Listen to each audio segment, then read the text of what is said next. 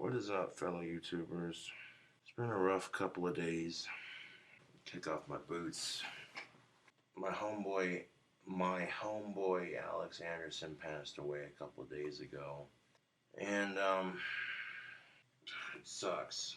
He died while having a seizure. I mean, at least he's no longer in pain. He's no longer suffering from his epilepsy. I guess that's one positive way to look at it. You know, he tried so hard. Despite having epilepsy, he tried, and he did a damn good job making something of himself. He couldn't legally work, but if he got a job that was under the table, then he'd gladly do it, you know. I get, as a business owner, I understand why companies will not hire somebody who's epileptic. They're, a liability risk, but at the same time, how is a person supposed to make money if you won't give them a fair chance? Like, he couldn't even get food for the longest time because he had no money.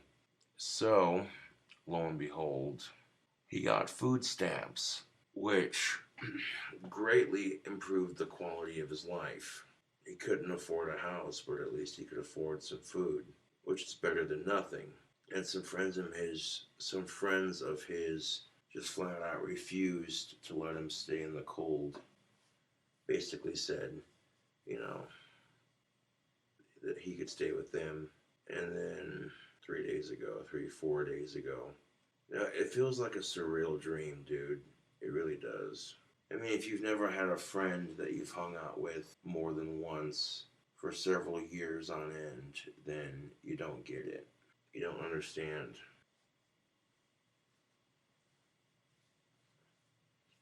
You just don't understand. Right now I'm polishing off a 40 I had from earlier. I mean, there's not much of it left. It was to about here, and then I drank most of it. You can see Alex on Chilling with Homies and Drinking, which is a YouTube series that we started. Sort of like a podcast, like, hey, let's grab a couple of brews and let's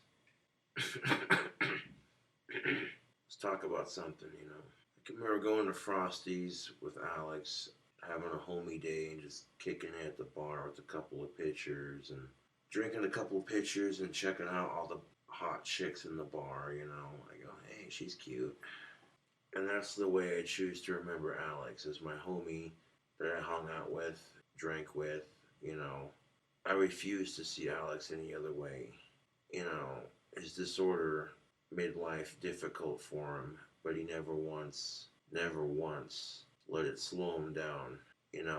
He worked hard and he wasn't lazy. Far from it, You try picturing a 94-year-old in a 24-year-old's body, and that kind of puts things into perspective, I guess. The heavy thing about it, man, well, two things. Earlier, I smelled Alex's Old Spice, which was like, whoa, dude, that's heavy. I was just checking up on his homie to make sure I'm alright. And I'm doing alright, I'm coping with Alex's death the best that I can. But, second thing, Alex Anderson, when he came over, there's been a couple times he's come over to my apartment, and on more than one occasion, he's talked to me about having dreams about dying and shit. And I'm just like, what I told him was not to worry about it. It'll happen when it happens. Just enjoy what you have on life right now. Enjoy what little you have in life right now. Because once you're dead, none of that shit's gonna matter, man. All the assholes talking fucking mad shit on social media, none of the things they do and say are gonna matter once they're dead. Because at that point, that's just the only record anyone has of them. And most of those accounts are fake would-be people, because people are too chicken shit to use their real YouTube account, so they create a fake one to fuck with you. But that's for another video, like I said, on a couple of these topics. All I could do was, at that point, I walked into the basement where Alex passed away, and I poured some beer on the floor, and I said, this one's for you, man. And then I chugged the entire fucking bottle practically. I wasn't the only one drinking that day neither. Glenn and his son were also drinking with me. Alex knew for a fact that I struggled with getting a girlfriend and that sometimes being single made me depressed. And because he was such a good friend, he wanted to cheer me up, you know. He tried finding me a girlfriend. Every time he'd see a hot alternative chick here in town, he'd be like, "What's up? How old are you?" "Yeah, I got a homie who's looking." And they usually tell him no very politely, or "No, I can't right now," you know. And that's okay. I appreciate the fact that, you know, Alex went out of his way to do that. When any of my friends go out of their way to do that kind of thing, because, you know, I get it. You don't want to see me all, you know what I'm saying? So you go out of your way to try to find me a girlfriend, and it doesn't work. Don't blame yourself for it. You know, it's the thought that counts. The fact that you're trying to find me someone, you know, I appreciate that. If you're a friend of mine and you've tried in the past and it hasn't worked, don't hold it against yourself, dude. You know, it's the thought that counts. Whenever Alex would come over, he'd be like, "Hey man, got a new batch of wands started or what?" I'd be like, "Yeah." I didn't want to make this video because it's hard to picture one of your best friends is dead and there's nothing you can do about it. That's the thing that sucks about getting older is eventually you're going to lose 80 to 90% of the people you grew up with. And there's nothing you can do about it. All you can do is try to make friends and enjoy life for the simple qualities. And always remember that age is only a state of mind. And this is the thing that royally pisses me off about the pot war, the war on weed, is if Wyoming had access to medical marijuana, I guarantee you that if my buddy Alex had a medical marijuana card and easy access to medical weed whenever he needed it, chances are he would not have died. I've witnessed it firsthand. Alex starts to have a seizure. He takes a hit of weed. Seizures quit. Instant like that. Like, I can't even begin to tell you what that's like when you see someone start to violently convulse and then one or two hits of weed, it quits. Most of these greedy, cocksucking politicians have no idea what it's like to live life with a medical disorder that marijuana would benefit. Let alone do they have any idea what it's like to watch somebody who has a disorder that marijuana can treat. And even though Alex Anderson didn't have much, I guarantee you he'd give the shirt off his back to help somebody else if it came down to it. Because anybody who knows that struggle, it's him. Now, he would have been able to stay at the homeless shelter, but some of the staff members at the homeless shelter told Alex, "We don't care if you have emergency services year-round because of your epilepsy. It's because of your epilepsy that you're no longer welcome here."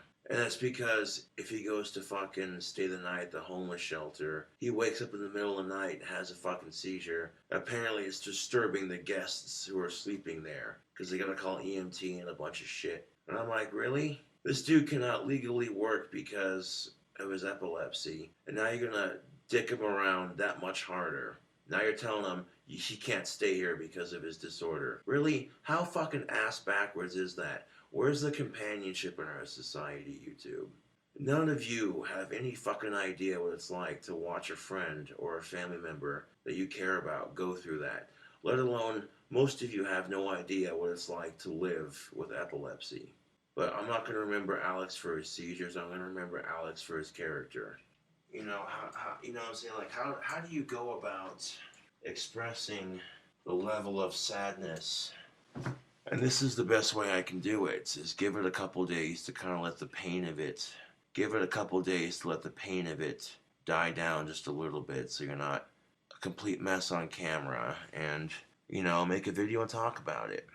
That's literally the best way to deal with it. And I'm not going to lie, Alex Anderson was like a little brother to me. I can't tell you how many times I brought him out of a seizure or given him some advice. He was having a bad day and maybe he wanted my opinion on something.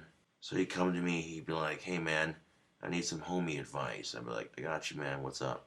No, but a lot of people would talk mad shit on Alex. A lot of people refused to hang around him, let alone let Alex come over because of his disorders, or his disorder that he had. Disorders, tomato, tomato, man. And I'm like, no, dude, I'm not gonna judge Alex because he has seizures. He's a friend of mine, and he was welcome here anytime. You know, whenever he was hungry and he hadn't eaten all day, I'd make him a burger. Be like, hey man, you hungry? You want a burger? Fuck yeah! I'd make him a dank ass bacon cheeseburger. You know. I'm sure for you more privileged folk who have no idea what it's like to be told, no, you can't work because of your disability. In a way, it's discrimination, but at the same time, you know, as a business owner, I understand that it's a liability and a potential lawsuit.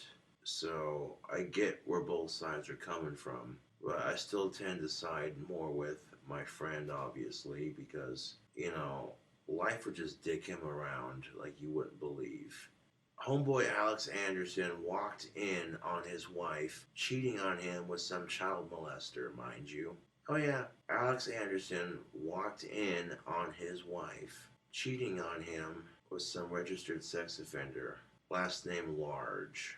And right now, Jessica's being a royal bitch about the whole thing. Like, you cheated on Alex, and now you won't let his family take possession of his body. The least you could do at this point is just say, you know what? Y'all are Alex's family. You do what you want. You want to cremate it, you want to bury it, that's cool. Now, picture for just 1 second, YouTube. What if a dude got together with a chick, and for a while they were happy, but then the dude started cheating on the chick? And what if the dude then decided to stay married to the chick while refusing to get divorced to her? And then what if that same chick died of cancer and the dude decides, oh, I'm going to keep her body and I'm not going to release it for cremation or nothing, because technically and legally speaking, that cheating asshole that she's still married to is his or her next of kin. Can you imagine being the family in that position? Like, you piece of miserable shit. You cheated on that person and you're keeping their body? You won't even release it? Like, really? If you truly love that person, if you truly cared about that person, release them to their family. Let their family make that decision. It's bad enough that she cheated on Alex, but the fact that all the time she could have gotten a divorce. She knew where Alex was staying the whole fucking time. So, you know, I'm kind of like, dude, really? Like, straight up, Jessica, that's not cool, bro. How would you feel, Jessica, talking to Alex Anderson's wife here? How would you feel if this kind of thing had happened to you? How would you feel if it was your sister or your brother and their cheating piece of shit so-called husband or wife was keeping them from you and your kin? Maybe you wanted to cremate your brother or your sister or what have you. Or maybe you wanted to bury them, but that choice is not up to you because... And what's your excuse? Oh, but you're his wife. Right. Right. If you're really his wife, Jessica, you wouldn't have cheated on him. And that's just how I feel about it.